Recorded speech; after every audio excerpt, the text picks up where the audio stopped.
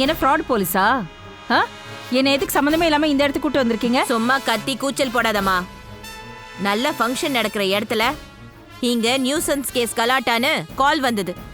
Nuisance கேஸா? அப்புறம் accident, VIP வீடுன்னு சொன்னது? சில நல்ல விஷயங்களை நல்லபடியா நடத்தி கொடுக்க நல்ல போலீஸ்காரங்களும் இருக்காங்க.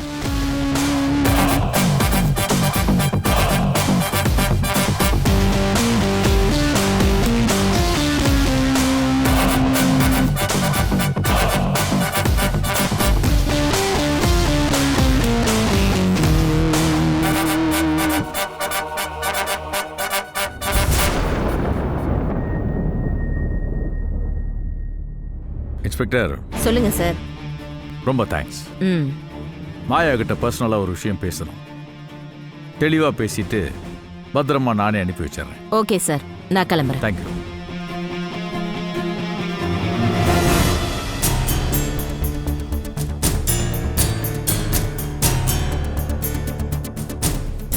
மாயா, இந்த மாதிரி ஒரு பொம்பளை பிள்ளைய சீப்பா ஹேண்டில் பண்றது எனக்கே பிடிக்கல. ஆனா உங்களோட இல்ல, உன்னோட திமிரு ரொம்ப ரொம்ப அதிகமாயிட்டே போயிட்டு இருக்கு. அதை அடக்கிறதுக்கு ஒரு நல்ல நேரம் பார்த்துக்கிட்டு இருந்தேன். நீ எதுக்குடா நேரம் பார்க்கற, நானே வர்றேன்னு சொல்லி நீயா வந்து என் வலையில விழுந்திருக்க.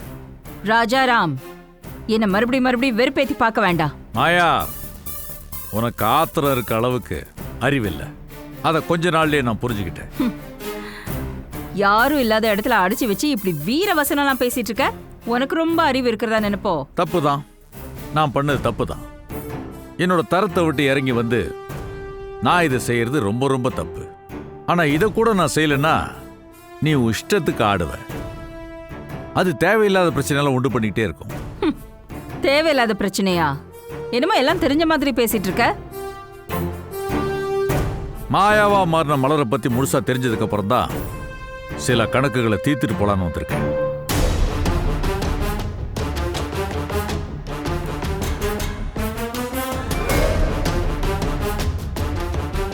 எல்லாமே தெரியாம இருக்கிற வரைக்கும் உன்னோட மிரட்டலுக்கும் அதட்டலுக்கும் பயந்துட்டு தான் இருந்தேன்.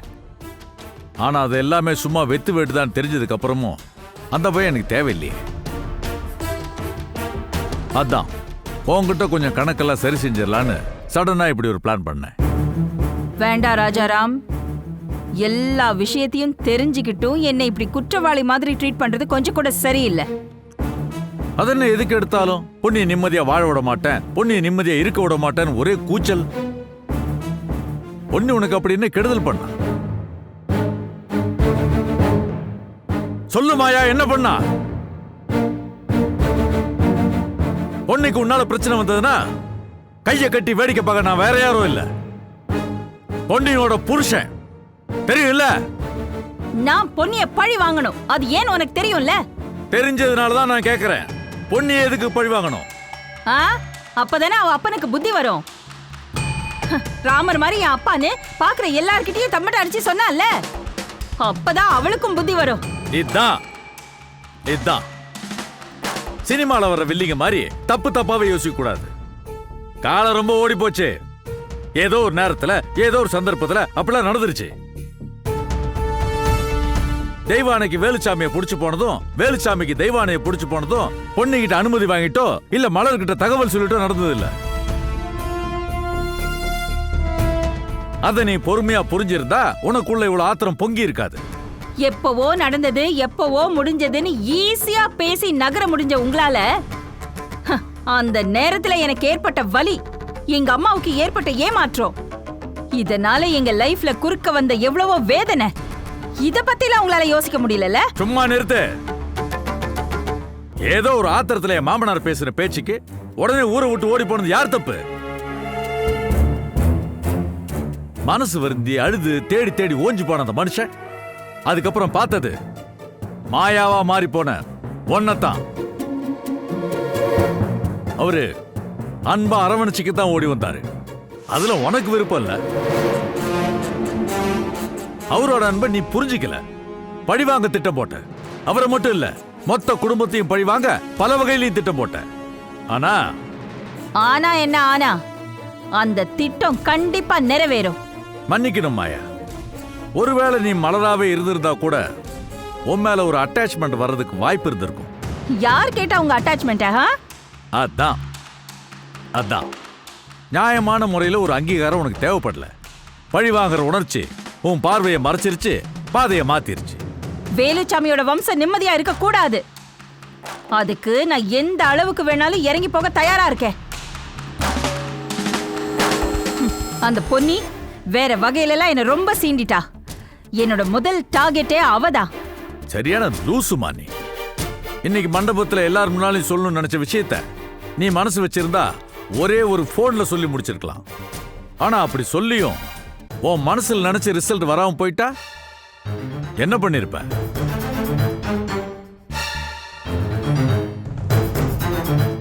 அத பத்தி நீ யோசிக்கவே இல்ல. நீ ரொம்ப ஆற போட்டுட்ட. நீ ஆற போட்டதும் எனக்கு நல்லதா போச்சு. நீ ஆற போட்ட கேப்ல கொஞ்சம் கொஞ்சமா ஆனா விவரமா கணபதியோட கதையை என்னால தெரிஞ்சுக்க முடிஞ்சது.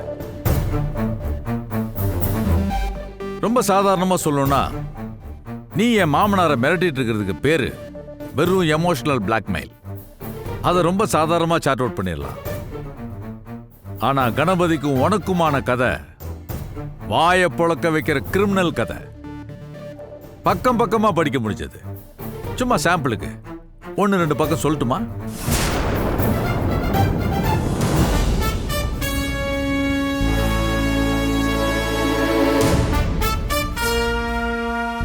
அவ்வளவுதாம்மா. இனிமே நீ என் மாமனாரையோ இல்ல என் பொண்டாட்டி பொன்னியோ சீண்டணும்னு நினைச்சாலே கணபதியாயனம் வாசிக்கப்படும். மலர் மாயாவா ஆனதும், மாயாவா மாறுறதுக்கு என்னென்ன கிரிமினல் வேலையெல்லாம் செஞ்சான்றதும் ஆதாரப்பூர்வமா போலீஸ்ல சப்மிட் பண்ணுவேன். கண்டிப்பா பண்ணுவேன். புரிஞ்சு நடந்துக்க.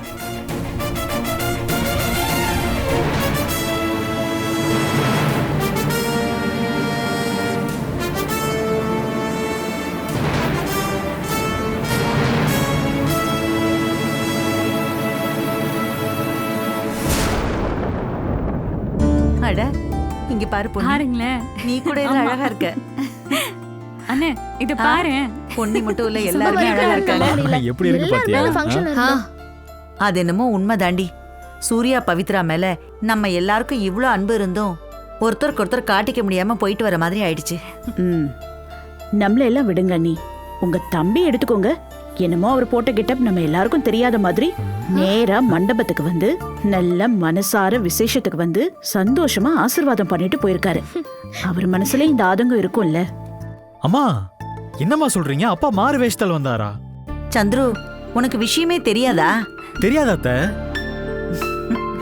மேடையில ஒரு வயசான தாத்தா கம்ப உனிக்கிட்டு அப்படியே சூர்யாக்கு பிரேஸ்லெட்டும் பவித்ராக்கு ஒரு செயினும் போட்டாருல்ல.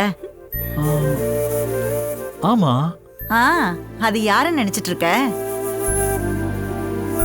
ஏய், அது வேற யாரும் இல்ல, உலக மகா நடிகை உங்க அப்பா தான்டா. அப்பா?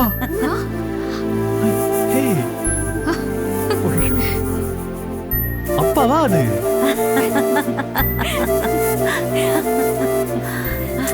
மா, அப்பா ஏமா இப்படி இருக்கணும்? ஓப்பனா இருந்துட்டு போக வேண்டியதானே?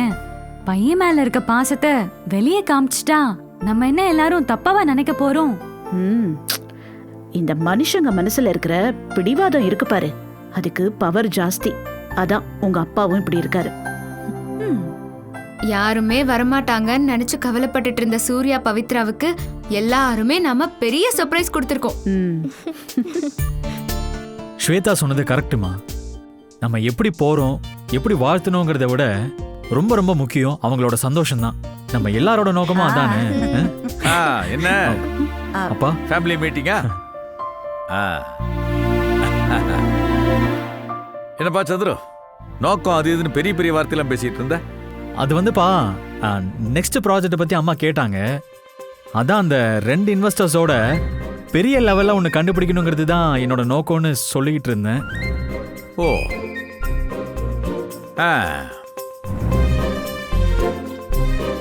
எல்லாரும் தனித்தனியா ஏதோ வேலை இருக்குன்னு சொல்லிட்டு போனீங்க.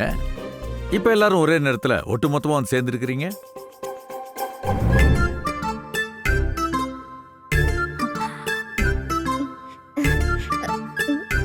இல்லப்பா, நானும் அம்மாவும் அப்பவே பேரண்ட்ஸ் மீட்டிங் முடிச்சுட்டு வந்துட்டோம். செம்ம வெயிலுப்பா, அதான் ரொம்ப டயர்ட் ஆயிடுச்சு, அப்படியே உட்காந்துட்டோம். ஓ, அப்போ எல்லாரும் தனித்தனியா வந்துதான் இங்க ஒன்னா சேர்ந்துருக்கீங்க இல்ல? சரி சரி.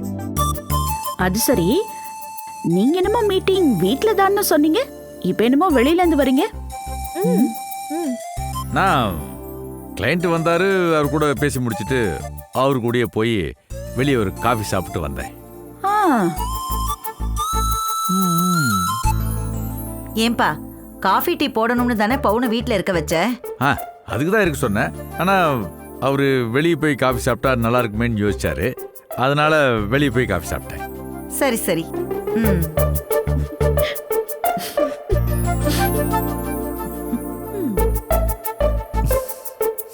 சரிதான். பிள்ளைங்க போய் பேசினா கோவம் பொத்துக்கிட்டு வரும். இப்ப அடுக்கடுக்கா இவரு போய் பேசுறத பாரு. அதான் அவ்வளவு பாசம் இருக்குல்ல, அப்புறம் என்ன? ஆமாக்கா, நீங்க மாமாவை பார்க்க போனீங்கல்ல? ஆ, எப்படி இருக்காரு? எப்போ கூட்டிட்டு போலான்னு ஏதாவது சொன்னாங்களா? அதை ஏன்பா கேக்குற? ஆஸ்பத்திரியில ரொம்ப கூட்டமா இருந்துச்சா, ஓ, அதனால டாக்டர் தனியா பார்த்து பேசவே முடியலப்பா. சரி. அப்போ அடுத்த தடவை போகும்போது நம்ம டாக்டரை மீட் பண்ணி பேசிடலாம். சரி. பிரியா, உன்னோட பேரண்ட்ஸ் பேட்டிக்கெல்லாம் எப்படி போச்சு? போங்கப்பா, வரேன்னு ஆசையை காமிச்சிட்டு அப்புறம் நீங்க வரலன்னு சொல்லிட்டீங்க. நான் எவ்வளவு மிஸ் பண்ண தெரியுமா உங்களை? அப்படியா? அதான் என்னை விட எல்லா விதத்திலையும் நல்லா பாத்துக்க உங்க அம்மா கூடவே இருந்தாளே.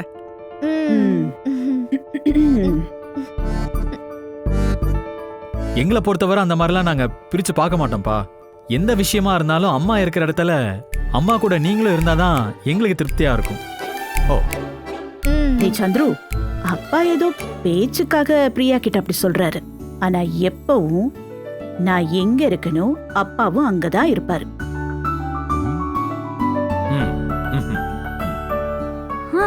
ஆமாமா, அது என்னமோ கரெக்ட் தான். அங்கிள், எனக்கும் சந்துருக்கும் ரோல் மாடலே நீங்க 2 பேரும் தான்.